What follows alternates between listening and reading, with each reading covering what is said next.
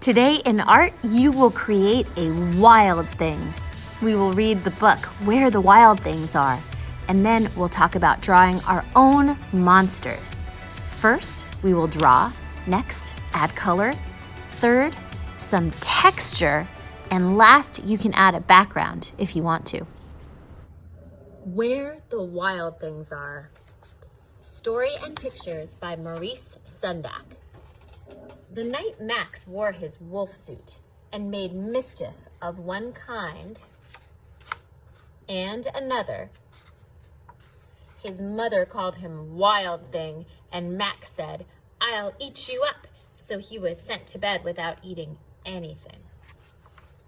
That very night, in Max's room, a forest grew and grew and grew until his ceiling hung with vines and the walls became the world all around.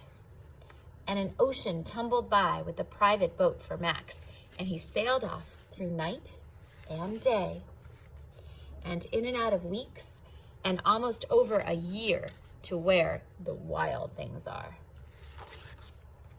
And when he came to the place where the wild things are, they roared their terrible roars, and they gnashed their terrible teeth, and rolled their terrible eyes, and showed their terrible claws. Until Max said, "Be still," and tamed them with a magic trick of staring into all their yellow eyes without blinking once. And they were frightened and called him the most wild thing of all, and made him king of all the wild things. And now, cried Max, "let the wild rumpus start." What do you think a wild rumpus is? Is it a party or a parade? It looks like they're having a lot of fun. "Now stop," Max said, and sent the wild things off to bed without their supper. And Max, the king of all wild things, was lonely, and he wanted to be where someone loved him best of all. Then all around, from far away across the world, he smelled good things to eat. So he gave up being king of where wild things are.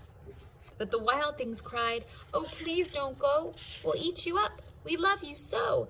And Max said, "No." And then the wild things roared their terrible roars. Can you do a terrible roar? And gnashed their terrible teeth. Ngang, ngang, ngang. Can you gnash your teeth? And rolled their terrible eyes and showed their terrible claws. Where are your terrible claws? But Max stepped into his private boat and waved goodbye and sailed back over a year and in and out of weeks and through a day and into the night of his very own room, where he found his supper waiting for him. And it was still hot. The end. I think this book is amazing. So now that we're finished, let's draw our own wild thing. And all of our pictures are going to look different, because is this a true story or is it fiction? It's fiction, right? This is the boy's imagination. So let's use our imagination today. You will need a piece of white paper, some crayons, and if you have watercolor paint at home, this is a great time to use it. Let's start by talking about some of the different shapes we see on these monsters. Your monster might have a long oval for a head, like this. Your monster might have an upside down U shape for a head, like this bird monster. Or your monster might have a wide oval, and that's what I'm gonna draw here. A nice wide oval, and I'm trying to draw nice and big on my paper. If my oval isn't perfect, that's okay. Next, you need some eyes. My monster is going to have 2 circles with big lines around it. But remember, monsters are made up. So your monster can just have 1 eye. Your monster could have 3 eyes. Whatever you think would look cool. Now remember, you should be drawing with me. So did you draw a head and eyes? If not, pause the video and catch up. Next, a nose. Can you touch your nose? Nice. If you want your monster to look a little like this guy, he might have a roundish nose. But maybe your monster has a beak like a bird. Maybe your monster has a big wiggly squiggly nose. It's up to you, right? Next, a mouth. A lot of the monsters in the storybook have a smile with some teeth sticking out. So that's what I'm going to do for my mouth.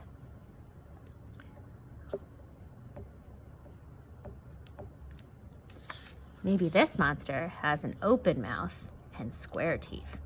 Again, it's all up to you. After that, you can decide what's on your monster's head. Does he have a bushy mane, like the one in the story? Does he have horns? Does he have feathers? I kind of like the feathers on this guy, so I'm gonna give this one some spikes.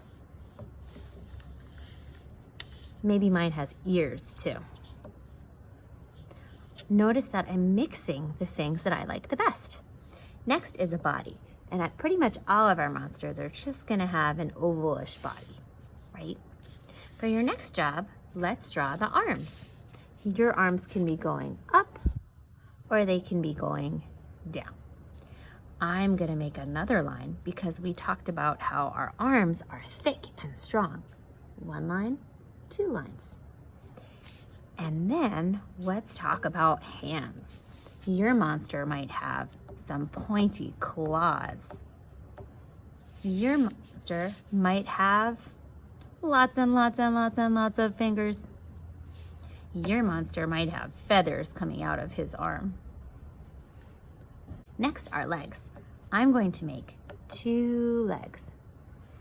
Maybe on this monster, I'll make 3 legs. Oh my goodness. Maybe this monster will just have like a tail, like a fish.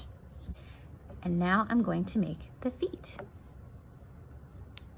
I think it would be fun if my monster had, let's see, it could have spikes, it could have toes. I'm gonna give it some pointy toes to match his pointy claws. All right. Awesome job! Now, are you ready to make this monster really special? Next, we're going to add something called texture. Can you please say texture? Great. Texture is how something feels. Ouch. That lizard probably feels prickly. Ooh, I bet that sweater feels soft. So how do we make texture in art? We can use lines to make things that look like scales, or fur, or bumps, or stripes. So now your job is to use your crayons or your tools and draw at least 2 kinds of texture. For example, I'm going to make a line here, and I notice that this monster has scales on his legs. I like that. Maybe on mine, I'll put the scales on his top. To make scales, I'm going to make U shapes. Just like last year, how some of us made fish.